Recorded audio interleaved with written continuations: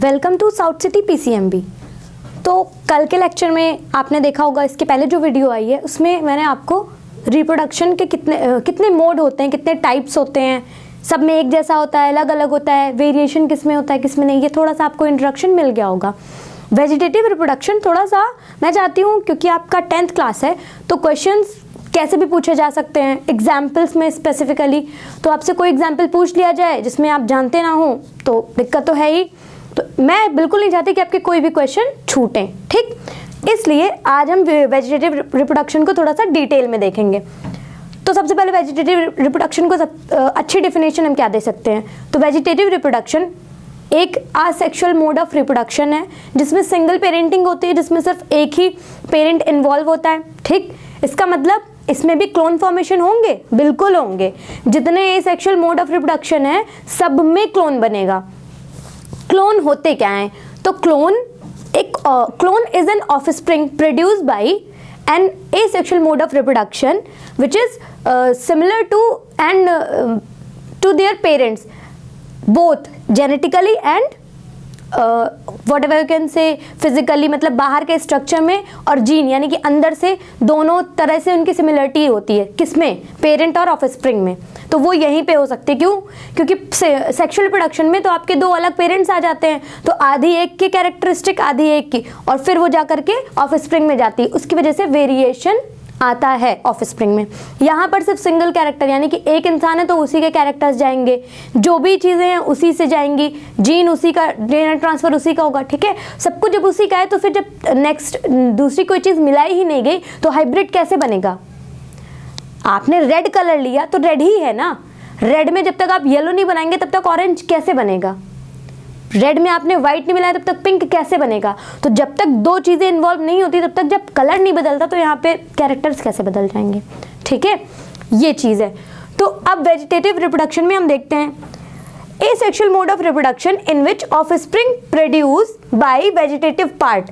Vegetative reproduction इसको इसलिए कहते हैं क्योंकि यहाँ पर जो ऑफस्प्रिंग्स हैं, जो प्रोजेनी प्रोड्यूस हो रही है, मतलब जो डॉटर निकला है, जो भी आप कह सकते हैं कि एक पेरेंट से ऑफस्प्रिंग जो भी प्रोड्यूस हो रही है वो किससे प्रोड्यूस हो रही है, तो उसको देखा गया कि वेजिटेटिव पार्ट से प्रोड्यूस हो रही है। वेजिटेटिव पार्ट्स क्या होते हैं? वेजिटेटिव पार्ट्स हमारे होते हैं रूट्स, स्टेम, लीव्स, ये तीन हमारे वेजिटेटिव पार्ट्स होते हैं, ठीक है। इनसे ही हमारा क्या होता है, इनके थ्रू ही ये रिप्रोडक्शन परफॉर्म किया जाता है। इसलिए इस मोड को इसलिए इस टाइप को हम कहते हैं वेजिटेटिव रिप्रोडक्शन, ठीक है। क्यों? क्योंकि वेजिटेटिव पार्ट से रिप्रोडक्शन परफॉर्म किया जा रहा था। अब इसके कुछ एग्जाम्पल्स हैं, जैसे जरूरी नहीं कि सिर्फ रूट ही का हो, आपको तीन चीजें दी गई ना, लीफ से भी हो सकता है, स्टेम से भी हो सकता है, रूट से। किसमें रूट से होगा, किसमें स्टेम से होगा, किसमें लीफ से होगा। कुछ चीजें हमें पता होती हैं, कुछ नहीं पता होती है। जैसे कि आपको पता है कि पोटैटो में किसके थ्रू होता है, किस वेजिटेटिव पार्ट के थ्रू। ओनियन में किसके थ्रू होता है, ठीक है। ऐसे ही आपके बहुत सारे प्लांट्स हैं, तो उनमें किसके थ्रू होता है, ठीक। तो आज हम इसमें देखते हैं सबसे पहले मैंने यहाँ पे लिख रखा है राइजोम्स एंड जिंजर। आपने अदरक देखा है, सबके घर में होगा, सबने देखा होगा, लेकिन देखते सब हैं पर उस पर नोटिस बहुत कम लोग करते हैं। नोटिस ये है कि सबसे पहले तो मैं आपको बता दूं राइजोम्स होते क्या हैं। तो राइजोम्स जो शब्द है ये दिया गया है रूट हेयर्स को। रूट हेयर लाइक स्ट्रक्चर जो कि प्रोड्यूस होते हैं किसमें, किसी भी प्लांट पार्ट में, ठीक है। किसी भी जो रूट लाइक स्ट्रक्चर होते हैं उसको हम लोग बोलते हैं रूट हेयर्स। क्या बोलते हैं? रूट हेयर्स, ठीक। बहुत छोटे छोटे माइन्यूर होते हैं इसलिए उनको बोलते हैं रूट हेयर्स बोलते हैं। और रूट इसलिए बोलते हैं क्योंकि वो कहीं ना कहीं रूट का काम परफॉर्म करते हैं, फंक्शन परफॉर्म करते हैं, जैसे एब्जॉर्प्शन, ठीक है। कहीं ना कहीं वो एब्जॉर्प्शन करते हैं, कुछ ना कुछ चीजें हैं जो कि वो परफॉर्म करते हैं। राइजोम्स का मतलब ये होता है, ठीक। अब ये जिंजर में होता है, जैसा कि अब उसमें कहाँ देखा आपने, ऐसा कुछ आपने देखा होगा, उसमें अदरक में ऐसे कुछ बहुत फाइन थ्रेड्स होते हैं, बहुत पतले पतले थ्रेड्स होते हैं, वही होते हैं आपके राइजोम्स। वही क्या होते हैं? राइजोम्स। और दूसरा यानी कि अगर इसको हम पेरेंट ले लें तो एक नया अदरक अगर हमें लाना है, ठीक है, या अगर प्रोड्यूस करना है नया अदरक तो इस रूट हेयर, ये पूरा उतना इंपॉर्टेंट नहीं जितने ये रूट हेयर्स हैं, इन रूट हेयर्स या फिर राइजोम्स के थ्रू ही वेजिटेटिव प्रोपेगेशन या वेजिटेटिव रिप्रोडक्शन के प्रोसेस के बाद में एक पेरेंट से ऑफस्प्रिंग प्रोड्यूस होती है। एक मतलब पेरेंट जिंजर से एक डॉटर आपका ऑफस्प्रिंग जिंजर प्रोड्यूस होता है। ठीक है, यहाँ पर ये बात आपको समझ में आ गई। इसके कई एग्जाम्पल्स होते हैं, मैंने एक बता दिया, आप कई खोज सकते हैं। ठीक है, जहाँ पर भी राइजोम्स होगा, जैसे आपको क्लास 8 में 7th में बताया गया होगा, या हाँ इसमें सब में 8th में, 9th में तो शायद नहीं रहता है, लेकिन 8th में इन सब में बताया जाता है कि राइजोम्स कहाँ कहाँ पाए जाते हैं। ठीक है, तो जिंजर में पाए जाते हैं, रूट हेयर्स होते हैं, जैसे रूट हेयर्स होते हैं वैसे ही हमारे स्टेम हेयर्स भी होते हैं। तो कुछ में तो रूट्स के थ्रू होता है, कुछ हमारे स्टेम के थ्रू भी होता है, कुछ लीव्स के थ्रू होता है। आइए देखते हैं नेक्स्ट क्या है। नेक्स्ट है हमारा रनर इन ग्रासेस। रनर इन ग्रासेस वो कैसे होता है? वो कुछ ऐसा होता है, आपने ग्रासेस देखी है? ग्रासेस, तो ग्रासेस कितनी जल्दी फैलती हैं। आपने एक लगाई और पूरा पूरा जो फील्ड है वो पूरा भर जाता है कुछ ही दिनों में, मतलब बहुत फास्ट वो मल्टीप्लाई करके और अपनी प्रोजेनी प्रोड्यूस करती हैं और पूरा फील्ड वो हरा भरा हो जाता है। ऐसा आपने देखा होगा, इसीलिए यहाँ पर रनर इन ग्रासेस, रनर उसमें रनर जिस पार्ट से उसमें वेजिटेटिव प्रोपेगेशन परफॉर्म हो रहा है वो इतना फास्ट है, जैसे हम लोग वॉक करते हैं। ठीक है, स्टेडली वॉक करते हैं, ठीक, हम चलते हैं, पर रन का मतलब होता है भागना। तो ये जो ग्रासेस हैं ये भागती हैं, भागने का मतलब है कि पूरे में फैल जाती हैं, रन करती हुई पूरे फील्ड में फैल जाती हैं। ठीक है, तो यहाँ पर कुछ ऐसा होता है, अगर ये ग्रासेस हैं तो ये, अब ये एक ग्रास हमने लगाई, इसके नीचे कुछ रूट्स होंगे, ये फैल करके एक नया यहाँ पर बनाती हैं। ठीक है, ये इसके जो पार्ट्स हैं यहाँ पे आगे फैल करके एक नया वो बनाते हैं। तो क्योंकि इसके ही वेजिटेटिव पार्ट से ये नया पेरेंट से ऑफस्प्रिंग प्रोड्यूस होती जा रही है, ये इससे बना, ये इससे बना। ठीक है, इसने इसको प्रोड्यूस किया, इसने इसको प्रोड्यूस किया, आगे ऐसे प्रोडक्शन होता रहेगा। एक ही सिंगल पेरेंट इन्वॉल्व है, इसलिए एसेक्सुअल, और क्योंकि वेजिटेटिव पार्ट से हो रहा है इसलिए हम लोग इसको बोलते हैं वेजिटेटिव रिप्रोडक्शन। ठीक है, तीसरा हमारा आता है offset in water hyacinth. Water hyacinth को आप कहीं कहीं देखेंगे टेरर ऑफ बंगाल। ऐसा क्यों कहा जाता है? इसको हम लोग इकॉर्निया भी कहते हैं, इकॉर्निया इसका साइंटिफिक नेम है। ठीक, तो इकॉर्निया को हम लोग टेरर ऑफ बंगाल इसलिए कहते हैं क्योंकि इसको, इसकी खूबसूरती बहुत ज़्यादा, ये खूबसूरत होता है, तो खूबसूरती के कारण इसको लगाया गया था, बंगाल में सबसे पहले लाया गया था। पर ये देखा गया कि जहाँ जहाँ ये फैलता बहुत जल्दी फैलता है, मतलब इसका प्रोडक्शन भी काफ़ी तेज़ी से होता है, तो ये कुछ ही दिनों में पूरे उसमें फैल गया पानी में। ठीक है, पूरे नदी में फैल गया बंगाल की।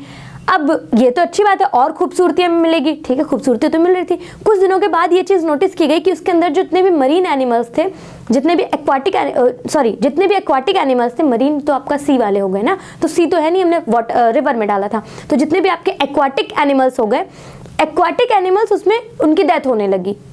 रीज़न पता करने पर यह देखा गया कि उनको ऑक्सीजन प्रॉपर नहीं मिल रहा था, इसलिए क्योंकि ये जो वाटर हायसिंथ होता है या इकॉर्निया होता है, ये पानी में से ऑक्सीजन को बहुत ज़्यादा अमाउंट में कैप्चर कर लेता है, यानी कि पूरे ऑक्सीजन जो पानी में होता है उसको कैप्चर कर लेता है, और पानी में जितने भी एनिमल्स रहते हैं उनको ऑक्सीजन मिलते ही नहीं, जिसकी वजह से उनकी डेथ हो रही थी। तो ये तो गलत था।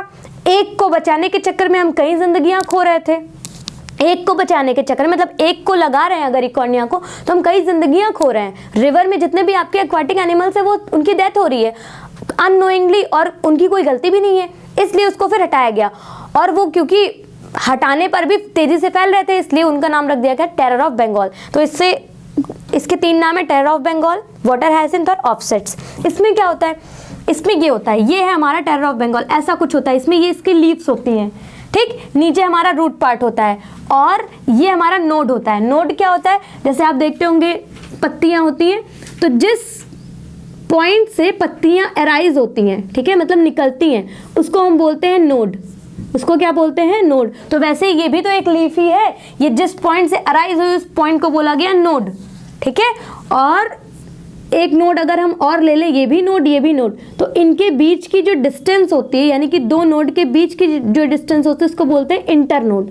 इसको क्या बोलते हैं, इंटरनोड। तो ये हो गया नोड और इसके बीच की डिस्टेंस हो गई हमारी इंटरनोड। ठीक, ये आया कहाँ से, पहले सिर्फ ये था, ये ग्रो करते हुए यानी कि ये फैलते हुए आगे गया और एक नया यहाँ पर लीफ बना दिया। ठीक है, नया लीफ, ये भी हमारा लीफ ही है, तो ये भी लीफ बन गया। अब इसके बाद में इसके पास रूट्स भी आ गए। कुछ दिनों के बाद में, अभी तो ये ऑफस्प्रिंग है, कुछ दिनों के बाद में ये मैच्योर हो जाएगा, यानी कि जितना मैच्योर पेरेंट है उतने ही मैच्योर हमारे ऑफस्प्रिंग हो जाएंगे। जैसे इसकी मैच्योरिटी यानी कि जैसे ही ये मैच्योर होगा, ये एक मैच्योर पार्ट बनेगा, यहाँ से ये डिटैच हो जाएगा और डिटैच होकर के एक अपनी नई फैमिली बनाना शुरू कर देगा। यहाँ से डिटैच होगा क्योंकि अब ये मैच्योर हो चुका है, अब ये मैच्योर हो चुका है और अभी ये अपनी फैमिली बनाना शुरू करता है। ठीक है, तो ऐसे ही यहाँ पर प्रोडक्शन चलता रहता है। इसको बोलते हैं, इनको हम बोलते हैं ऑफसेट। क्यों? क्योंकि ये जो है ना, ये जो इंटरनोड मैंने बताया, वहाँ पर इंटरनोड बोले थे, यहाँ पर हमने ऑफसेट बोल दिया, क्योंकि इस ऑफसेट के कारण, ये ऑफसेट ही तो आगे फैल करके नई पत्तियों को बना रहा है। इन ऑफसेट के कारण ही यहाँ पर रिप्रोडक्शन परफॉर्म हो रहा है। रिप्रोडक्शन का क्या मतलब होता है? रिप्रोडक्शन का मतलब होता है कि पेरेंट से नई प्रोजेनी बनाना, यानी कि प्रोडक्शन ऑफ न्यू प्रोजेनी या ऑफस्प्रिंग फ्रॉम द पेरेंट, इधर एसेक्सुअली और सेक्सुअली। तो यहाँ पर हम क्योंकि एसेक्सुअल मोड की बात करें तो अभी हम इसमें ही बात करेंगे। ठीक, तो ये हमारा हो गया ऑफसेट। आपको ऑफसेट का मतलब पता चल गया होगा क्योंकि ये हमारा ऑफसेट है, यहाँ से ही ये ऑफसेट के कारण ही प्रोडक्शन हो रहा है। चौथा हमारा आता है वेजिटेटिव प्रोपिगेशन थ्रू लीव्स। अब लीव्स के थ्रू भी रिप्रोडक्शन होता है, ये थोड़ी सी सोचने वाली बात थी। क्या ऐसा हो सकता है? बिल्कुल हो सकता है। कैसे होता है आइए दिखाते हैं। ठीक है, ऐसे कुछ लीव्स आपने देखी होंगी।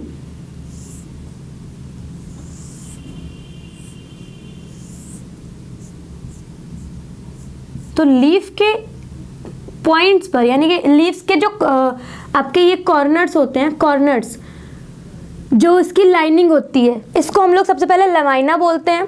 ये जो ग्रीन पार्ट पूरा होता है इसको लेमाइना बोलते हैं। तो लेमाइना की जो साइड्स होती हैं, जो लेमाइना की आउटर साइड्स होती हैं, वहाँ पर बड्स पाए जाते हैं। कैसे बड्स? जैसे आप देखते होंगे रोज पेटल्स अराइज होती हैं। तो जब आपके अगर आपके यहाँ पे गुलाब का पौधा होगा तो कुछ गुलाब खिले होते हैं, कुछ निकलने वाले होते हैं, उसको हम बड बोलते हैं। जब वो कैलिक्स उसके ऊपर चढ़ा होता है, ग्रीन आउटर कवरिंग होती है। ठीक है, आगे मैं स्ट्रक्चर नेक्स्ट में बताऊंगी तब आपको पता चल जाएगा।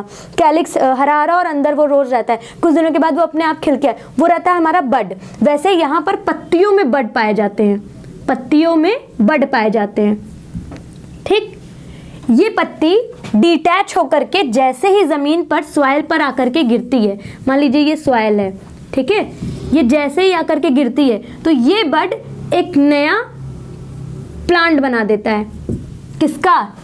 जिस भी प्लांट का ये पत्ती है, यानी कि जिस भी प्लांट से ये गिरी है उसमें बड होगा और बड से एक नया प्लांट बनाएगा, इस बड से एक नया प्लांट, यानी कि हर एक bud, every bud from this leaves will form a new plant, एक नए प्लांट बनाने की टेंडेंसी या कैपेसिटी रखता है। ठीक है, तो क्योंकि यहाँ पर लीफ के थ्रू रिप्रोडक्शन हो रहा है, लीफ के थ्रू एक नया पूरा प्लांट बन रहा है, लीफ में ही तो बड है तो लीफ के थ्रू ही होगा ना, इसलिए। और ये पाए किस में जाता है? ब्रायोफिलम में। ब्रायोफिलम एक प्लांट होता है जिसके लीव्स में बड्स पाए जाते हैं और उन बड्स के अंदर कैपेबिलिटी होती है एक नए पूरे प्लांट बनाने की।